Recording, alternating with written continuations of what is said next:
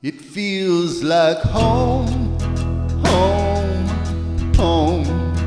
It feels like home, home, home. It feels like home.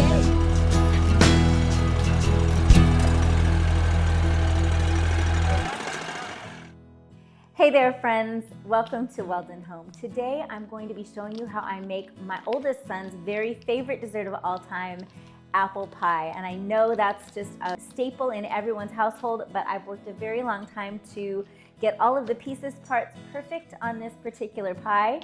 And so I'm going to show you how I make a great all butter crust and a crumb topping, and we even drizzle it with a little bit of salted caramel. So Luke is going to be helping me with peeling the apples, and I'm going to show you how I make the butter crust.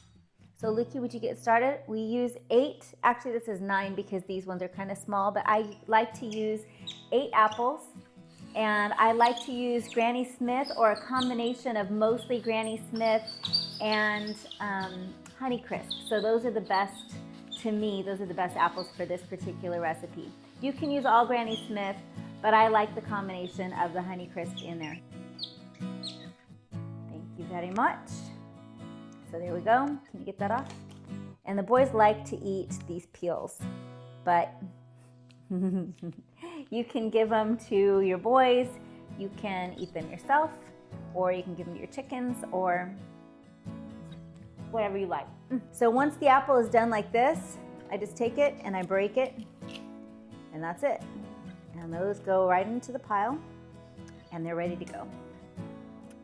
So I like to make my crust in the food processor because it's faster and easier. My mom always made crust with her hands, and she got her hands all in there, and that way you know what it feels like. But if you know what to look for, it's easier to make it in the food processor, and it's just as good. It already has 2 1/4 cups of all-purpose flour. I'm gonna add to that a teaspoon of salt and a teaspoon of sugar. And then I'm going to cube up 2 sticks of butter.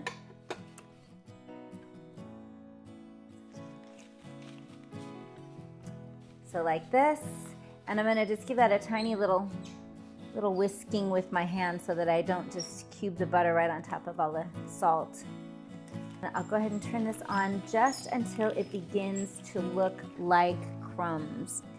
This is a food processor that Johnny, whose favorite dessert this is, bought me years and years ago when he was just a little kid, and it has seen better days, but it still works, so it's what we're gonna use.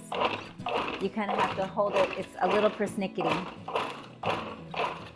So you can see I'm just pulsing it, and I'm watching it carefully to make sure that we don't get it past the sandy kind of coarse crumbs look, because we want some hunks of butter still left in there. You should have coarse crumbs. Now I'm gonna go ahead and put that back on. Okay, so to this, now that it looks sandy, I'm going to add a couple of tablespoons of ice cold ice water. And because my thing doesn't work unless I'm holding it down, I'm just gonna pulse that in. And I'm gonna put a little bit of, probably a tablespoon of apple cider vinegar in. Now that was my mom's kind of claim to flakiness, is that she said if you'll add the apple cider vinegar, it gets really nice and flaky. So that's what I've always done. And I'm gonna add 1 more tablespoon of water. And you can add up to about 5 tablespoons, but the less ice water you add, the better. As soon as it begins to form a dough, I'm gonna pull it out. So here's another, there's 3 tablespoons.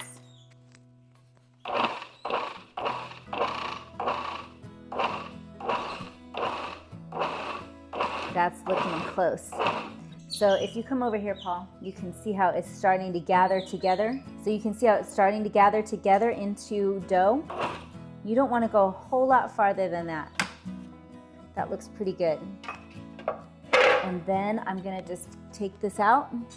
This makes enough for one really great size pie, or today I'm making one for a friend and then this little one for us for dinner tonight. So it's gonna make enough to do both of these, but I normally do it in a great big pan, just one single apple pie. So I'm gonna go ahead and pour this out. and gather it together into 2 balls, one for the littler pan and one for the big pan. So I'm just making the bottom crust with this.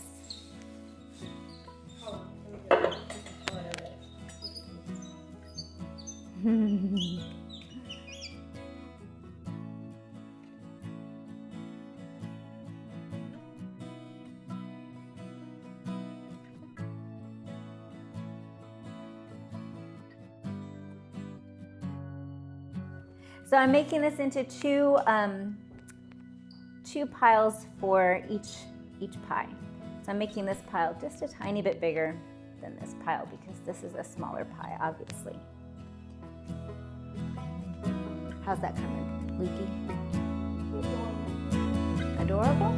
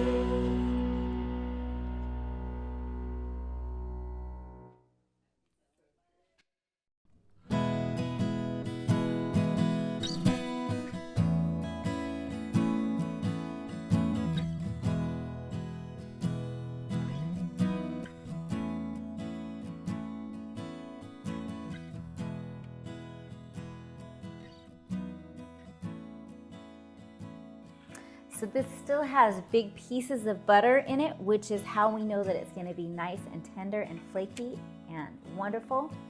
And that's what we want to see. So with this one, it's just such a small little pie. I'm just going to go ahead and set that in and gently push it down into its little pan. This is a really little bitty pie, but like I said, it's just for us and just for tonight. You know, my family does not like leftovers, so unless I can absolutely disguise whatever it is, so I could put some pie maybe in some homemade ice cream and make it an apple pie ice cream, people don't typically eat leftovers around here. So then I'm just gonna cut the top of this off. And what my mom did with those, oh, those are my favorite part when I was little. She would put some cinnamon and sugar on top of that and put that in the oven with the pie, and that was the very best part to me. I love pie crust, and especially a butter pie crust. It is one of life's pure joy moments to have some pie crust. So anyway, there's the pie crust. I probably will just go ahead and bake those up, even though there's only a couple of them, and just show you the little pie crust cookies. Oh, that was my favorite. And Lukey, is that all done? All but this one. So this is a lot of apples, you can see. And this one here would not go into the apple peeler. So I'm just gonna go ahead and peel it by hand. It was just kind of an odd shape, or its stem didn't quite work.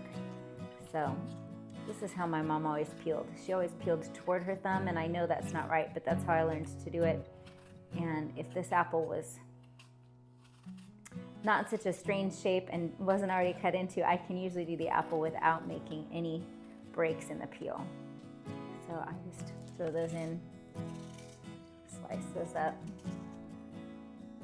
But like I said, the Granny Smith apples add a lot of tartness, and they hold their shape really well in an apple pie, so that's why people use Granny Smith. Even if you don't like Granny Smith for eating, and many people don't like Granny Smith, although we like it with a little bit of salt on it, they're the perfect apple for baking with, because they do hold their shape so well and they don't turn all mushy.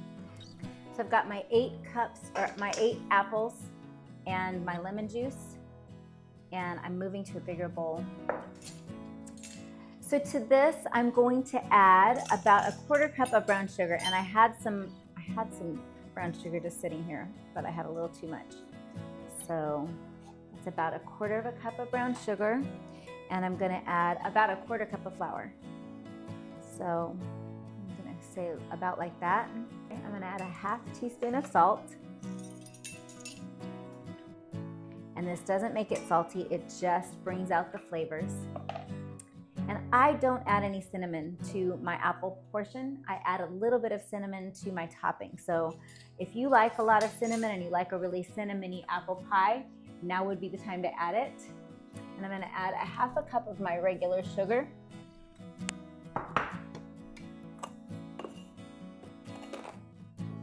And then I'm just gonna mix that around with my hands. And I don't like a super sweet apple pie.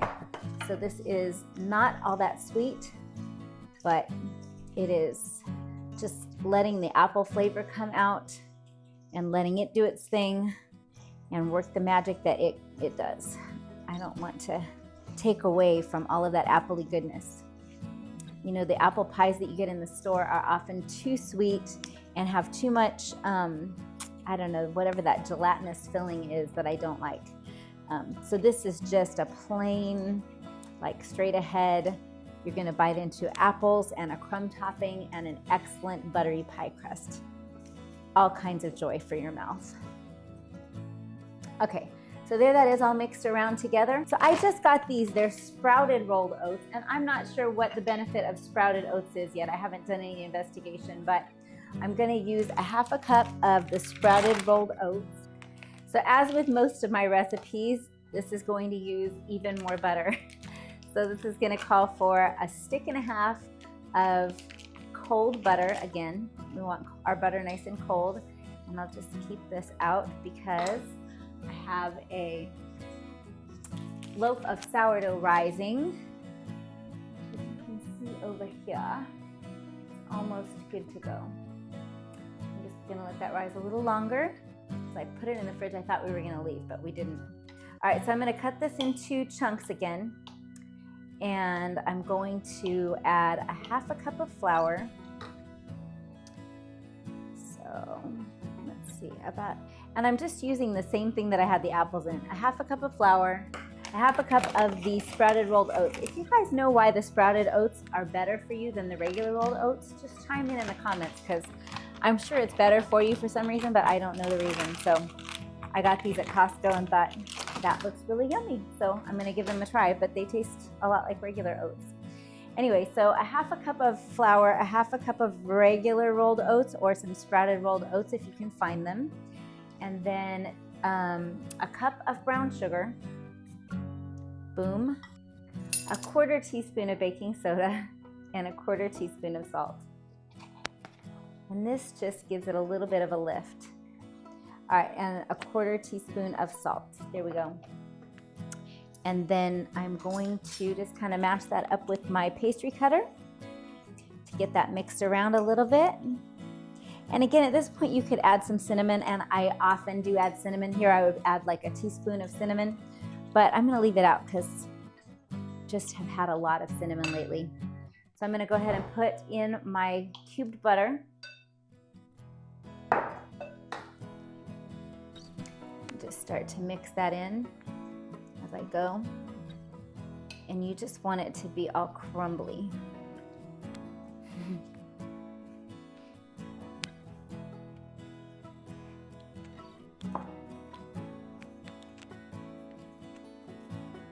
And I may have some salted caramel. If I don't have some already made, I'm not gonna make some just for the drizzle on top of this, but it is good with a little salted caramel and some vanilla ice cream. And maybe one of my next videos, I'll show you how I make homemade ice cream. It's really super easy because I have a great ice cream maker. But it is so good. So good. All right, so here's my crumble topping.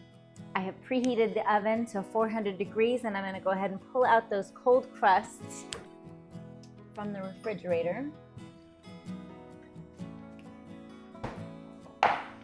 And I'm gonna put a little bit of cinnamon and sugar on top of these little pie crust pieces, just so we can taste that buttery pie crust all by itself. Okay, so now for the fun part. Now I'm just going to put some of the apples in each one of these. And you can't worry about getting your hands dirty. If you're cooking, your hands are gonna get dirty.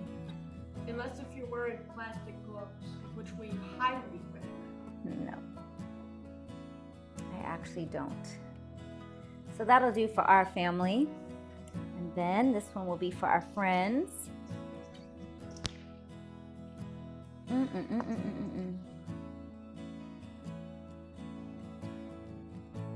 All those beautiful apples, and the smell of that Meyer lemon is making my mouth water. It is so good. So I'm just gonna make sure that I get all of the apples down into the corners because they like to kind of stick up, but I like these big chunks of apple. And then go ahead and put a little bit of crumble topping on each one. A little bit. Just a little bit. Just a little bit. What you want? This is it.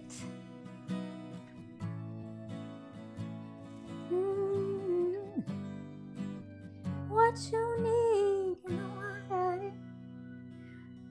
So there it is, a beautiful apple pie. And I have been making this for probably 20 some years, just like this. And I know there are lots and lots of recipes for apple pie out there, but I must say, I think this one is the best, and I have tried a lot of other ones.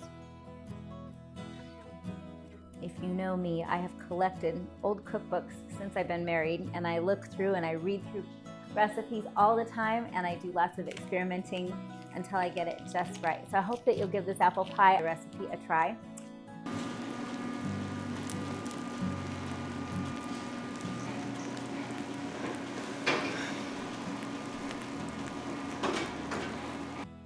Okay, so it's gotten really late on us, as you can see, but I'm just gonna cut into this. We had a massive dinner and everybody's too full. So I'm just making tiny little pieces of pie and some ice cream. But I just wanted to give you guys a glimpse at what this finally came out like. So I did find some salted caramel.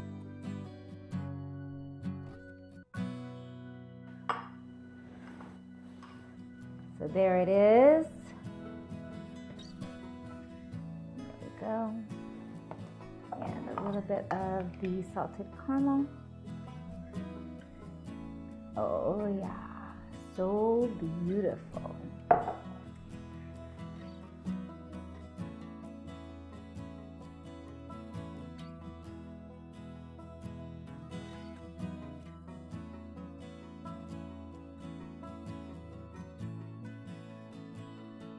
So I hope you give this a try. It is a very, very good rendition of apple pie. In fact, I think it's the very best, and it's my son's favorite. So let me know what you guys think. Did you give it a try, and did you use the salted caramel? Do you have a salted caramel recipe? If not, I'll be glad to share mine with you in an upcoming video. Hope you're having a great night, and I'll see you on the next video. Please like, subscribe, and share.